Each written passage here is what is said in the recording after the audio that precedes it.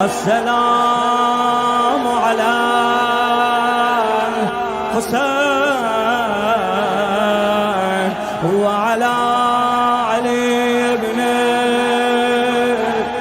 حسين وعلى أولاد الحسين وعلى أصحاب الحسين يا حسين.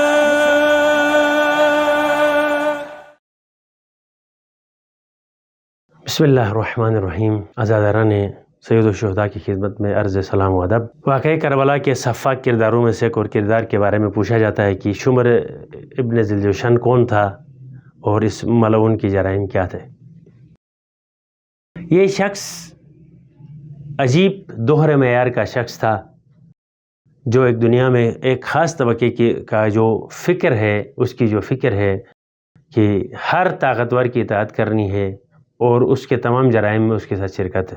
یہ شخص صفین میں مولا علی کے لشکر میں تھا، جیسے ایک بہت بڑی تعداد نے امام کو چوتھا خلیفہ مان کر آپ کے ہاتھ پر بیعت کی اور آپ کے ساتھ شامل ہو گئے تھے. لیکن چونکہ امامت پر اس کو یقین نہیں تھا، یہ ابن الوقت تھا، اس لیے اس نے خوارج کے ساتھ مل کر امام کی مخالفت شروع کی. اور یہی شخص تھا جو بعد میں کوفہ کے اندر دشمنان علی کے نام سے معروف ہو گیا.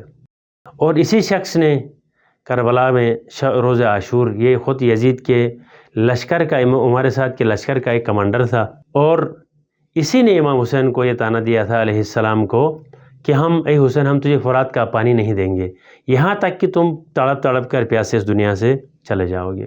اور صبح عاشور پشت خیام پر سب سے پہلے حملے کے لیے آنے والا شخص یہ تھا. اس کے بعد جب ہم زیارت عاشورہ پڑھتے ہیں تو اس کی جرائم میں سے ایک اور جرم سے پردہ اٹھ جاتا ہے کہ امام علی مقام کا جب آخری مرحلہ تھا، امام کی آخری سانسیں چل رہی تھی، اس وقت کسی کو جرات نہیں ہوئی کہ وہ امام علیہ السلام کی سر مبارک کو آپ کے بدن اطہر سے جدا کرے. اور جب کہ حکم یہ ہے کہ کوئی شخص حالت احتضار میں ہو تو اس کے سینے کو ہلکا کیا جاتا ہے، اس کے سینے کے بٹن کھولے جاتے ہیں، جبکہ اس قسی القلب شخص نے اس اسرار علوم خداوندی کے مرکز پر اپنا پاؤں رکھا، جسارت کی اور سر ابا عبداللہ الحسین علیہ السلام کو بدن اطہر سے جدا کیا. اس کے بعد خیموں کو لوٹنے اور آگ لگانے کا حکم دینے والا شخص بھی یہ تھا، اور راستے میں اہل بیت پر پانی نہ دینا، ان کے بچوں کو تنگ کرنا، آرام نہ کرنے دینا، ان تمام جرائم میں شخص سب سے آگے تھا. اس لیے ہم زیارت عاشورہ میں اس پر لعنت بھیجتے ہیں. ولعن اللہ شمرا، پروردگار شمر کے عذاب میں مزید اضافہ فرمائے. والسلام علیکم ورحمۃ اللہ.